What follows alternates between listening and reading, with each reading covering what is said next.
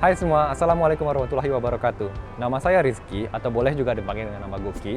Saya adalah seorang desainer yang berada di Tokyo. Kali ini saya sedang diajak oleh Goritsan untuk membahas sebuah konten yang menarik yang berada di Tokyo, yaitu toilet. Yup, toilet. Jadi kenapa kita ingin membahas toilet adalah karena ada sebuah proyek yang disebut The Tokyo Toilet Project, yang itu adalah sebuah proyek pemerintah untuk memperbaharui toilet-toilet di sekitar Shibuya. Jadi meskipun namanya adalah Tokyo Toilet Project, tapi sebenarnya di daerah Shibuya saja. Ini kenapa begitu? Karena ada beberapa toilet yang dianggap tua dan kotor di Jepang, ingin diperbarui agar menjadi lebih ciamik, desainnya lebih bagus dan menarik untuk di Instagram misalnya, salah satu. Toilet yang akan kita datangin ini adalah toilet yang sangat-sangat menarik dan Instagramable tentunya. Mau tahu seperti apa mereka? Ayo kita lihat.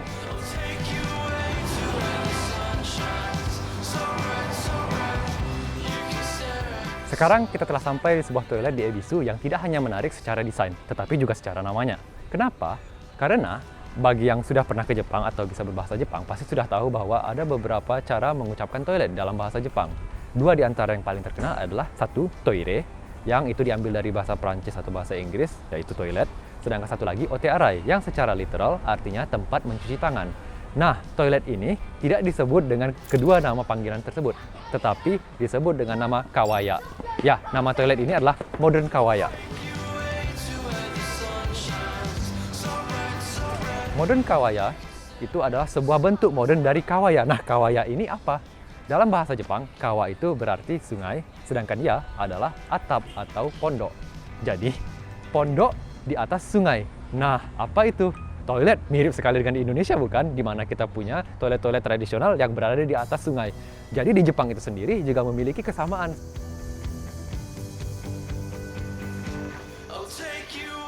Didesain oleh Wonderwall, yaitu sebuah perusahaan arsitektur milik Masamichi Katayama, toilet ini benar-benar mengambil ide dari kawaya itu tersendiri. Nah, kawaya ini sendiri biasanya merujuk kepada toilet-toilet yang dibangun pada zaman Jomon, yaitu sekitar 6.000 tahun yang lalu. Jadi benar-benar primitif, guys. Ya, jadi kita bisa lihat bahwa modern kawaya ini sendiri merupakan interpretasi modern dari toilet tradisional kawaya tersebut. Yang dimana kalau dulunya itu hanya tanah liat atau biasa, sekarang terbuat dari batu-batu yang tapi menyerupai tanah liat tetap. Dari luar kelihatan random sekali, hanya sekedar dinding yang layoutnya lumayan kita bisa bilang kacau ya. Tapi dengan garis-garis perlahan-lahan ada masuk ke dalam dan membelok, kita ketemu gua.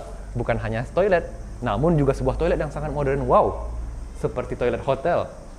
Dan di mall-mall, saya rasa di Indonesia toilet umum seperti ini sangat jarang ya.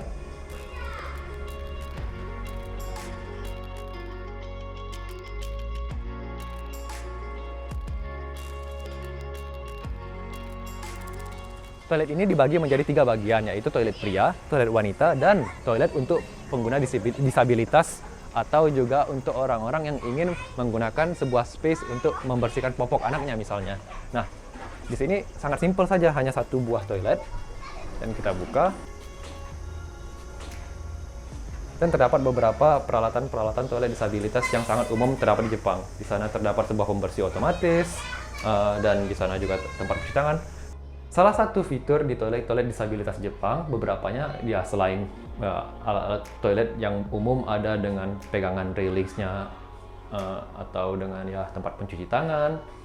Ini dulu saya juga nggak tahu ini apa, tapi setelah saya lihat atau saya buat research sedikit, oh ini mungkin untuk membuat seorang yang memiliki selang ya di bawahnya, dan dia menggunakan sebuah selang untuk membuang ya kotoran dari dalam tubuhnya, tapi tidak bisa menggunakan toilet tradisional. Jadi harus menggunakan selang dan meletakkannya ke dalam sini.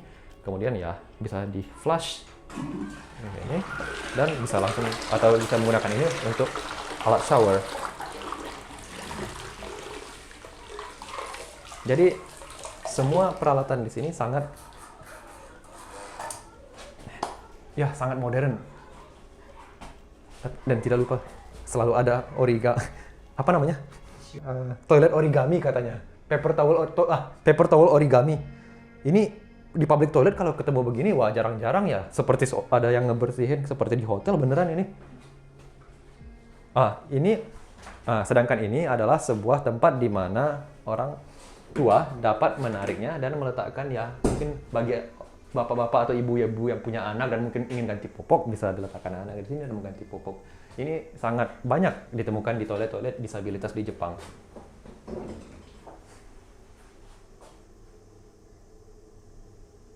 Toilet ini sendiri terletak di sebuah taman Ebisu yang dimana banyak anak-anak bermain. Nah, seperti yang kita lihat sekarang, anak-anak pada banyak bermain di sana.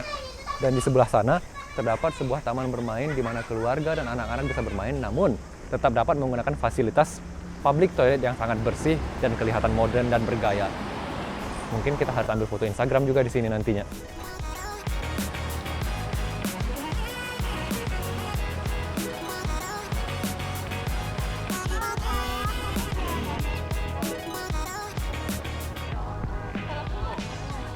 Sekarang kita berada di Ebisu East Park, di mana terdapat sebuah toilet yang didesain oleh seorang arsitek pemenang Pritzker Prize. Pritzker Prize itu sendiri adalah hadiah paling bergengsi di dunia arsitektur, seperti Pulitzer Prize di dunia jurnalis. Nah, toilet ini didesain di sebuah taman yang terkenal juga dengan orang sekitar sebagai Octopus Park.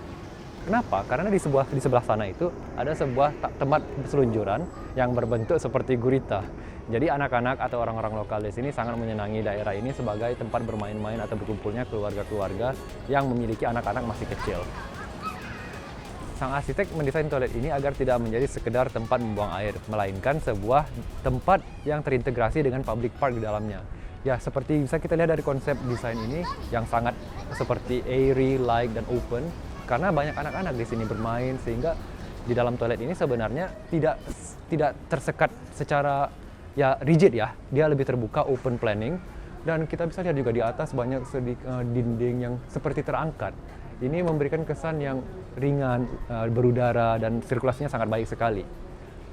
Konsep yang terbuka dan ringan dan bersih pada toilet ini dapat kita lihat dari layoutnya di dalam. Lihat, kalau kita masuk ke dalam ini seperti sebuah shopping center, bukan? Semua layoutnya terbuka dari segala sisi. Dari sini kamu bisa keluar, dari sana, dan semua juga mau laki-laki, wanita, ataupun penyandang disabilitas sangat bebas. Ini sangat open plan. Lihat seberapa terbukanya toilet ini. Kita bisa masuk dari sini, kemudian kita belok ke kanan. Dan di sini juga ada, kalau kita mau kemari. Oh, saya bahkan bisa masuk kembali ke toilet tadi. Ini toilet laki-laki ya, bukan toilet wanita, jadi saya tidak macam-macam di mana-mana. Kembali ke tempat yang sama, dan saya bisa keluar juga di sini. Jadi lihat betapa terbukanya toilet yang berada di sini. Dan kita sudah kembali ke taman, di mana di sana itu adalah octopus. Kalau ini ke Octopus Park, ini dia sliding octopusnya, dan anak-anak dapat bermain di sana dengan bebas. Ya, saya rasa ini adalah seperti yang diinginkan desainer itu, sebuah bagian terintegrasi pada public park ini sendiri ya. Jadi mission accomplished.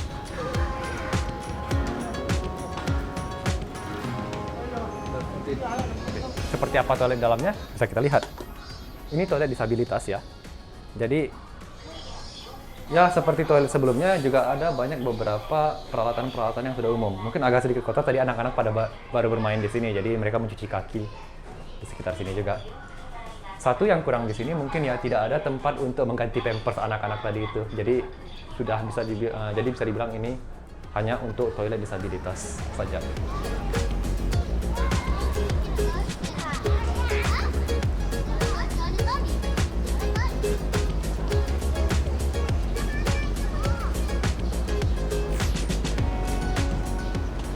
Sampai jumpa.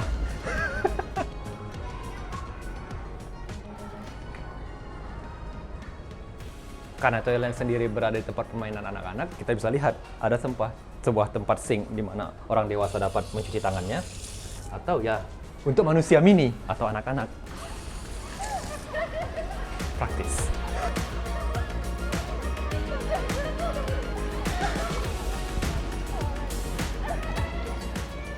Bisa dilihat di atas ini juga lihat itu tidak nyambung langsung ke dindingnya, mengeringkan toilet ya kalau. Hai, oke minasan, untuk episode kali ini kita sudahi dulu. Jangan lupa untuk tune in ke episode berikutnya. Jangan lupa like, komen, dan subscribe. Tentunya klik bel notifikasi untuk video-video berikutnya. Dan Mas Gurit sudah menunggu. Jadi kita lanjut ke episode berikutnya.